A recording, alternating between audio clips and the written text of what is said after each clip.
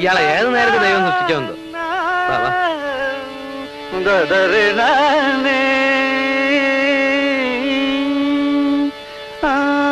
മഞ്ഞണിക്കൊമ്പിൽ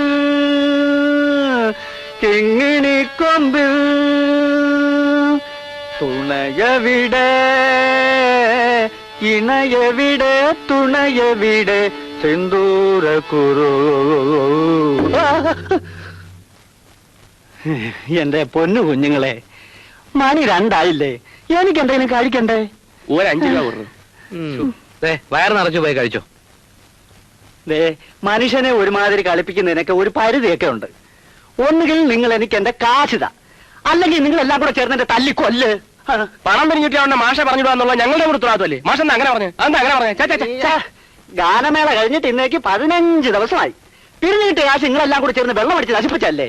എവിടെ പിരിഞ്ഞിട്ടി? മാഷ് ഗാനമേള തുടങ്ങി അവസാനിപ്പിക്കുന്നവരെ ആളുകൾ നിർത്താതെ കൂവല്ലായിരുന്നു. അത് ശരിയാ. ടിക്കറ്റ് മുഴുവൻ കടമായിട്ടല്ലേ കൊടുത്തത്. മാഷിന്റെ ഗാനമേളയുടെ ഭംഗി കാരണം ഒരുത്തനും കാശ് തന്നില്ല. അല്ല, അത് പിന്നെ സംഗീതവാസനയില്ലാത്ത മരങ്ങോടന്മാരുടെ ഇടയിൽ കിടന്ന് പാടിയതിന്റെ ശിക്ഷ എന്ന് പറഞ്ഞാൽ മതിയല്ലോ. മാഷിനിപ്പോ നാട്ടിൽ പോയിട്ട് വലിയ അത്യാവശ്യ കാര്യമൊന്നുമില്ലല്ലോ. അല്ല, ദൈവം സഹായിച്ച് ഭാര്യ ഉപേക്ഷിച്ചു പോയി. പിടക്കോഴികളുമില്ല. മാഷ് കുറച്ചു ദിവസം ഇവിടെ തന്നെ നിന്നാൽ പല ഗുണങ്ങളും ഉണ്ടാവും. ആർക്ക് ഗുണം? മാഷിനും ഞങ്ങൾക്കും. മനസ്സിലായില്ല. മാഷ് അന്യനാട്ടുകാരനായതുകൊണ്ട് എന്റെ അമ്മാവന് ആളെ പിടികിട്ടത്തില്ല. ഞങ്ങളുടെ കല്യാണം കലക്കി ഗ്രൂപ്പിൽ മാഷിന് പല വിലപ്പെട്ട സംഭാവനകളും ചെയ്യാൻ കഴിയും. കല്യാണം കലക്കി ഗ്രൂപ്പ്? കാര്യം എന്താന്ന് വെച്ചാൽ ഞങ്ങളൊന്ന് തെളിച്ചു പറ. എല്ലാം പറയാം. അതിനുമുമ്പ് നമുക്കെല്ലാം കഴിക്കാം. അത് കൊള്ളാം. നീ വല്ലതും കഴിച്ചിട്ടാവട്ടെ. ഒന്ന് പെട്ടെന്ന് എടുത്തോണ്ട് വാമോളെ. നല്ല കിളികിളി പോലത്തെ ചെറുക്കൻ. ഭാഗ്യമുണ്ട് നടക്കും. അല്ല, പിന്നെ പുറത്താരാ വന്നിരിക്കുന്നത്? അത് എന്റെ കുറച്ച് കൂട്ടുകാരാ. നന്ദിനി കുളിച്ചൊരുങ്ങിയിട്ടുണ്ടല്ലോ. പെണ്ണ് കാണലായിരിക്കും. വേണ്ടാത്ത കാര്യങ്ങളൊന്നും നീ അന്വേഷിക്കണ്ട. അവര് കല്യാണാലോചനയ്ക്ക് വന്നവര് തന്നെയാ. പക്ഷെ ഇക്കാര്യം നീ നാട്ടുകാരോട് പറയരുത്. ദുഷ്ടന്മാരാ. പല നല്ല ആലോചനകളും അവർ മുടക്കിയിട്ടുള്ളതാ. അയ്യോ, ഞാൻ ആരോട് പറയാനമ്മാ? ഇങ്ങോട്ട് കൊടുക്ക. മാറങ്ങട് ഓളെ.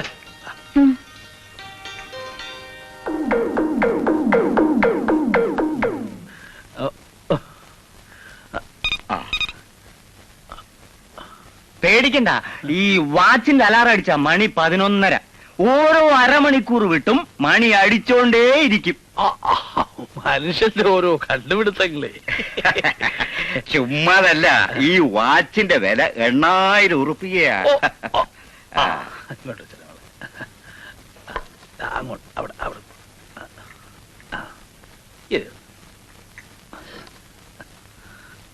പേരെന്താ? പറഞ്ഞു കൊടുക്കുമോളെ. നന്ദിനി.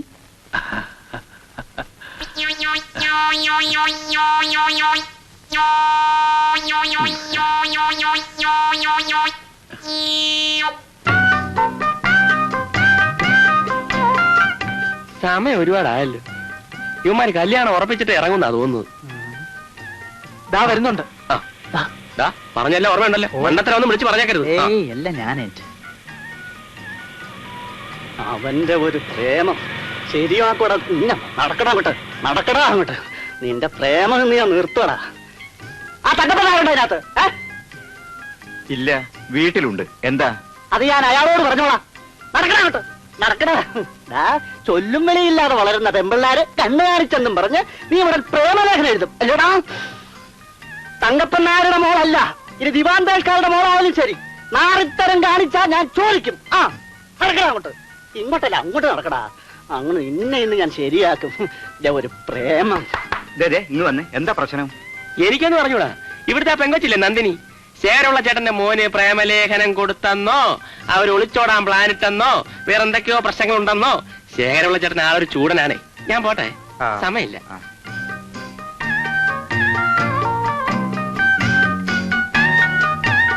വണ്ടി വിടും. വില കുറച്ച് കുറഞ്ഞാലും ബസ് ഇപ്പൊ വിൽക്കാമെന്ന് വിചാരിച്ചത് ഇഷ്ടമുണ്ടായിട്ടല്ല. ഞങ്ങളുടെ എല്ലാ ഐശ്വര്യങ്ങളുടെയും കാരണം ഈ ഒറ്റ ബസ്സാണ്. മുസ്തത്തിന്റെ കാലത്ത് വാങ്ങിച്ചതാ. അപ്പോ ഒരുപാട് പഴക്കണ്ടാവൂലേ? മണ്ണും വണ്ടിയും എപ്പോഴും പഴയതാ നല്ലത്. അതിനെക്കുറിച്ച് വിവരമില്ലാത്തത് കൊണ്ടാ നിങ്ങൾ ഇപ്പൊ ഈ ചോദ്യം ചോദിച്ചത്. നോക്കിയും കണ്ടും നടത്തിയാൽ നഷ്ടം വരില്ല ഓ. നല്ല റൂട്ട്, വിശ്വസ്തരായ ജോലിക്കാർ, ഇത് രണ്ടും ശരിയായാൽ ബസ് ഒരിക്കലും ഒരു നഷ്ടമല്ല. ആ റൂട്ടെന്ന് പറഞ്ഞാൽ ആ നാട്ടിൽ വേറെ ബസ്സില്ല. പിന്നെ മേൽനോട്ടം, അതിനിപ്പോ ഞാനുള്ളത് കൊണ്ട് അങ്ങനെയും ഒരു ബുദ്ധിമുട്ടില്ല. വേണ്ടും വിധം സ്നേഹിക്കുകയും പരിപാലിക്കുകയും ചെയ്താൽ ഞാൻ അതിശോക്തി പറയല്ല, മനുഷ്യനേക്കാൾ വിശ്വസ്തനാണ് ഈ ബസ്. നല്ല മുഖലക്ഷണുണ്ട്. ആർക്ക്? വണ്ടിക്ക്. എന്താച്ചാ ഉറപ്പിച്ചോ? അത് അങ്ങനെ അങ്ങ് ഉറപ്പിച്ചു. ഇതാ തങ്കപ്പൻ നായർ. അച്ഛാന്ന് വിളിച്ചുകൊണ്ട് മകനാണെന്ന് മനസ്സിലായി. എന്ത് ചെയ്യണു? അവനങ്ങ് ഗൾഫിലാ. ഗൾഫിൽ എന്ത് ചെയ്യണു? എനിക്ക് സ്വന്തമായി ബിസിനസ്. എനിക്കിവിടെ 2-3 ഫ്ലാറ്റുകളുണ്ട്, ബെൻസ് കാറുണ്ട്, സ്വന്തം ബോട്ടുകളുണ്ട്, കപ്പലും ഉണ്ട്. കണ്ടാ തോന്നില്ലല്ലേ? സത്യത്തിൽ ഇവൻ ഗൾഫിൽ പോയതുകൊണ്ടാ ബസ് വിൽക്കാമെന്ന് വെച്ചത്. ആണായിട്ടും പെണ്ണായിട്ടും ഇവൻ ഒരുത്തനേ ഉള്ളൂ. ഞാൻ അകത്തേക്ക് ചെല്ലട്ടെ. കുവൈറ്റിൽ നിന്ന് 10-15 ഫോൺ കോൾ വരാൻ. ചെല്ലെ വിളിക്കുന്നവരോട് മറുപടി പറഞ്ഞ് ഞാൻ തോറ്റു.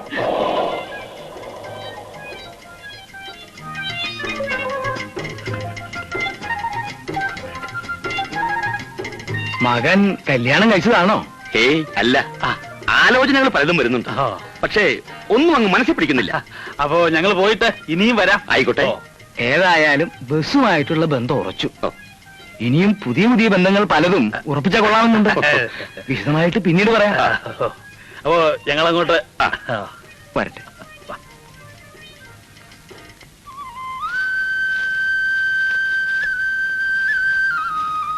രമണി, ഇന്നലെ വൈകുന്നേരം വെള്ളം നനച്ചില്ലേ?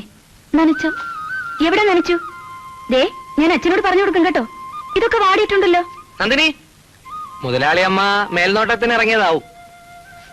അമ്മാവൻ പുതിയതായി വാങ്ങിച്ച ബസ്സിന് നിന്റെ പേരാണ് ഇടാൻ പോകുന്നെന്ന് കേട്ടല്ലോ. Nandini transport company. നല്ല ഉചിരം പേര്. അതിന് ഈ പറയുന്ന ആൾക്ക് ഒരു നഷ്ടമില്ലല്ലോ. ഞങ്ങളുടെ ബസ്സിന് ഞങ്ങൾക്ക് ഇഷ്ടമുള്ള പേരിടും. അതിനിപ്പോ എന്റെ പൊന്നിനും കൂടെ ദേഷ്യപ്പെടുന്ന എന്തിനാ? ദേ, അച്ചോട്ടിന് എപ്പോഴും എപ്പോഴും എന്നെ ഇങ്ങനെ കളിയാക്കിയാൽ ഞാൻ അച്ഛനോട് പറഞ്ഞു കൊടുക്കും. നിന്റെ അച്ഛൻ ആര്? കളക്ടറോ? പാടി പടവലങ്ങ സാമ്പാർ വെച്ച്. അച്ചോട്ടാ, പടവലങ്ങ പറിക്കരുത്. ഓ എടി, എനിക്ക് ആവശ്യപ്പെട്ട 5 ഏക്കർ നിന്റെ അച്ഛന്റെ കയ്യിലാടി. അങ്ങനെ നിന്റെ അച്ഛൻ മാത്രം നിന്നാ പോരടി. ദേ, പറിക്കരുതെന്നല്ലേ പറഞ്ഞത്? കൈ നോറി. ഇങ്ങോട്ട് തരാം. ചുമ്മാ ഇരി. തരില്ല ഞാൻ. എടി, ഇങ്ങോട്ട് എടുക്കാൻ. ഞാൻ പടവലങ്ങ സാമ്പാർ വെച്ചു. ഇങ്ങോട്ട് വന്നേ. നിന്റെ അച്ഛൻ തങ്കപ്പൻ നായർ മാത്രം ഉണ്ടാ പോരാ. സാമ്പാർ കൊതിയൻ. പിന്നെ സാമ്പാർ കൊതിനാണെങ്കിൽ ഞങ്ങൾ നോക്കിക്കോളാം. എടി, ഞങ്ങൾ എന്തായാലും ദഹിക്കുമടി പടവലങ്ങയൊക്കെ. കൊണ്ടുപോയി സമ്മതിക്കില്ല ഞാൻ. നോക്കിക്കോ, ഞാൻ അച്ഛനോട് പറഞ്ഞു കൊടുക്കും. പോയി പറഞ്ഞു വിടും. 1 2 3 4 5 6 പടവലങ്ങ 2 വെള്ളരിങ്ങ. തെറ്റല്ലേ?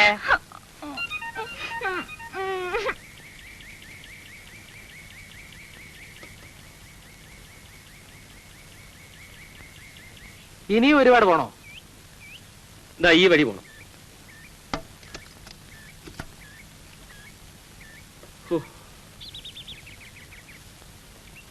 എടേ, ഇവിടെ എവിടെ ആയിരുന്നല്ലോടെ? നിനക്ക് ഈ കണ്ടക്ടർ എങ്ങനെയാ പരിചയം? അത് ഞാൻ പണ്ട് വർഷാപ്പിൽ പോയിരുന്ന സമയത്ത് ഇയാള് പണിയെടുത്തിരുന്ന ബസ് അവിടെ റിപ്പയറിന് വരും. അന്നേ ഇയാള് ഭയങ്കര മോഷണമായിരുന്നു. മോഷണമായിരുന്നെന്ന് ഒരു 3-4 ബസ് മുതലാളിമാരെയെങ്കിലും ഈ രാഘവൻ കുത്തുവാളെടുപ്പിച്ചിട്ടുണ്ട്. ഇവിടെ ചെക്കിംഗ് ഇൻസ്പെക്ടർ മുമ്പ് നിൽക്കുമ്പോഴല്ലേ ടിക്കറ്റ് കൊടുക്കാൻ കാശ് വാങ്ങിക്കുന്നു. അതൊക്കെ ഒരു നേക്കടേ. നമ്മൾ സത്യസന്ധന്മാരെ കൊണ്ടൊന്നും പറ്റത്തില്ല. നിന്നെ കൊണ്ട് പറ്റൂടാ. ഡേ എന്നാ ഞാൻ എന്നേ രക്ഷപ്പെട്ടു പോയെന്ന്. തല്ലിപ്പുളി, എങ്ങോട്ടാ?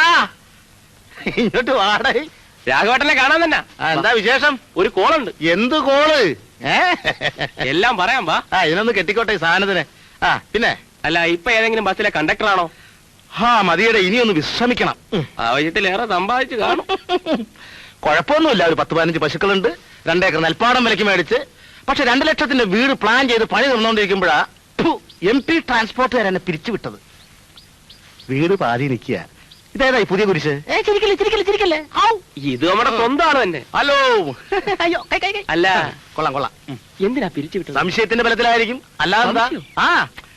ചെക്കിംഗ് ഇൻസ്പെക്ടർമാർ എന്നെ പിരിച്ചുവിട്ടല്ലെന്ന്.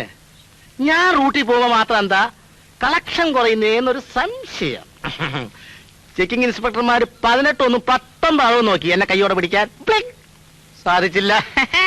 എന്നാ വീട് പണി നിർത്തിയെടുത്തു വീണ്ടും തുടങ്ങാം. ഞങ്ങളുടെ റൂട്ടിൽ ഒരു ബസ് ഓടാൻ പോകും. അല്ല, എന്നെ പറ്റി അറിയാവുന്ന ആരെങ്കിലും എന്നെ കണ്ടക്ടർ ആക്കൂ. അല്ല, ഒന്ന് ആലോചിച്ച് നോക്കിയേ. യോ, ഇതെന്താണെന്നറിയാമോ? മനസ്സിലായില്ല. ഇത് പുതുക്കാട് MLA റെക്കമെൻഡേഷൻ ലെറ്ററാണ്. ഈ ബസ് ഉടമ തങ്കപ്പൻ നായർക്ക് മൂർഖൻ പാമ്പിനേക്കാൾ പേടിയാണ് രാഷ്ട്രീയക്കാര്. ഈ പുതുക്കാട് MLA എന്തിനാ എന്നെ റെക്കമെൻഡ് ചെയ്യുന്നേ? കത്ത് തീരുമൊക്കെ ഞങ്ങൾ തന്നെ ഉണ്ടാക്കിയതല്ലേ? നേരാണോ? അതെയോ? രാഘവേട്ടൻ നാളെ തന്നെ മൊലാളുടെ വീട്ടിൽ വരണം. ഇന്റർവ്യൂ ഉള്ളതാ. ശരിയാവോ? അതാ ഞങ്ങൾ ഇവിടെ ഒരു കാര്യം സംസാരിച്ചോണ്ടിരിക്കുക. അതിനിടയ്ക്ക് കടകടൊന്നും പറയണ്ട. എന്റെ അമ്മയുടെ ഭാവ പറ പറ പറ പറ പറ. ശരിയാവുന്നേ. ചേട്ടന്റെ വീട് പണി പൂർത്തിയാക്കണ്ടേ?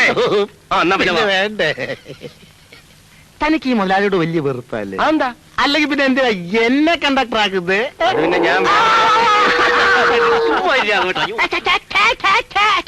പിന്നെ നീ ഇരിക്കണ്ട.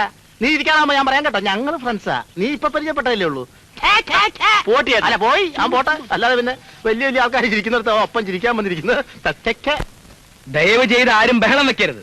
ഇന്റർവ്യൂ ഉടൻ ആരംഭിക്കുന്നതാണ്. പിന്നെ ആ ഡ്രൈവറുടെ ജോലിക്ക് ആരെങ്കിലും വന്നിട്ടുണ്ടെങ്കിൽ ദയവ് ചെയ്ത് പിരിഞ്ഞു പോകണം. എക്സ് മിലിറ്ററി കണാരനെ ഡ്രൈവറായി നിയമിച്ചു കഴിഞ്ഞിരിക്കുകയാണ്. ഒന്ന് മാറിക്കുന്നു, ഒന്ന് പോട്ടെ. എവിടേക്കാ? ഞാൻ ബോംബെ ദയവായി ക്യൂ പാലിക്കുക. ദയവായി ക്യൂ പാലിക്കുന്നില്ല. ദയവായി ക്യൂ പാലിക്കുക. ദയവായി ക്യൂ പാലിക്കുന്നില്ല. എനിക്ക് ഈ കത്ത് മുതലാളിക്ക് കൊടുക്കണം. അതിനുവേണ്ടി വന്നതാ. ഞാൻ ഒന്ന് പോട്ടെ. ഇതൊരു സർക്കാർ ആഫീസ് അല്ല. എടോ അതിന് ഞാൻ എന്ത് വേണമെന്ന്? പിൻവാതിലൂടെ ഒരുത്തിനെയും വിടില്ല. എനിക്ക് ചെവി കിട്ടൂടെ? ഞാൻ പൊട്ടനാ. മാറിക്കോ. ആഹാ, നിനക്കെന്നെ മനസ്സിലായില്ലല്ലേ? ഞാൻ മനസ്സിലാക്കി. മുണ്ടോ നീ അയക്കാൻ മുണ്ട് കഴിക്കാം. ആദ്യം മുണ്ട് നീ അയക്കാൻ മുണ്ട്. അങ്ങനെ പറ. ഇത് പുതുക്കാട് MLA കത്താ. MLA കത്തോ? നേരത്തെ പറയണ്ടേ? അതല്ലേ നേരത്തെ പറഞ്ഞത്.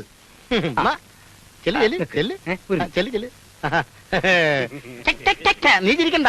നീ ചിരിക്കാറാകുമ്പോ ഞാൻ പറയാൻ കേട്ടോ. അല്ലേ മുതലാളി, ഒരു MLA കണ്ടക്ടർ ജോലിക്കോ? MLA കത്ത് ഇപ്പൊ എങ്ങനെ ഇരിക്കുന്നു? ശ്രീ KP തങ്കപ്പൻ നായർ ബസ് മുതലാളിയായ വിവരം പുതുക്കാട് MLA വരെ അറിഞ്ഞിരിക്കുന്നു. അല്ല വിളിക്ക. ഇത്രയും സത്യസന്ധനായ ഒരാളെ കണ്ടക്ടർ ജോലിക്ക് കിട്ടുകയില്ലെന്നാണ് MLA എഴുതിയിരിക്കുന്നത്. MLA പറഞ്ഞ ആളല്ലേ, സത്യസന്ധതയൊക്കെ കണക്ക് തന്നെ ആയിരിക്കും. നമസ്കാരം. രാഘവൻ. അതെ. മുൻകാല പരിചയം എന്ന് വെച്ചാൽ മുൻപ് എവിടെ ജോലി ചെയ്തിരുന്നു എന്ന് ചോദ്യം. ഞാൻ KSRTC-ലായിരുന്നു. എന്നിട്ട് എന്നെ അവിടുന്ന് പിരിച്ചു വിട്ടു. പിരിച്ചു വിട്ടോ? അതെ. എന്തിന്? തൊഴിലിനോട് കൂറ് കാണിച്ചതിന്. എന്ന് വെച്ചാൽ വ്യക്തമായി പറഞ്ഞാലേ മുതലാളിക്ക് മനസ്സിലാവൂ. എന്ന് വെച്ചാൽ ചുരുക്കി പറയാം, ട്രാൻസ്പോർട്ട് മന്ത്രി ഒരു ദിവസം പരിശോധനയ്ക്കാണെന്നും പറഞ്ഞ് വണ്ടി കയറി. അയാളുടെ കയ്യിൽ ടിക്കറ്റോ പാസോ ഉണ്ടായിരുന്നില്ല. തിരുവനന്തപുരത്ത് നിന്നും പുറപ്പെട്ട വണ്ടി പട്ടത്തെത്തിയപ്പോ ഞാൻ മന്ത്രി ഇറക്കി വിട്ടു. പക്ഷേ ഇതേ വണ്ടി എറണാകുളത്തെത്തിയപ്പോ ഡിസ്മിസൽ ഓർഡർ തന്ന് ഡിപ്പാർട്ട്മെന്റ് എന്നെ ഇറക്കി വിട്ടു. പക്ഷേ അന്ന് എന്നെ അഭിനന്ദിക്കാൻ ഒരേ ഒരാളുണ്ടായിരുന്നുള്ളൂ, പുതുക്കാട് MLA. ആ ബന്ധമാണ് ഈ കത്ത്. കാര്യമൊക്കെ കൊള്ളാം.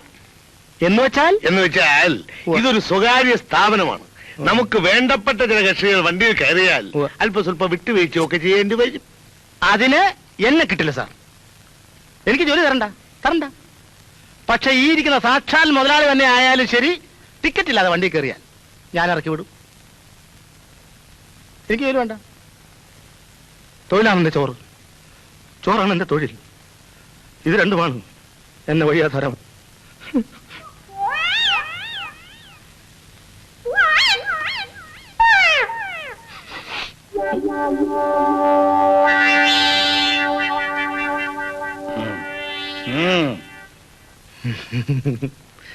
ഈശ്വരാധീനം.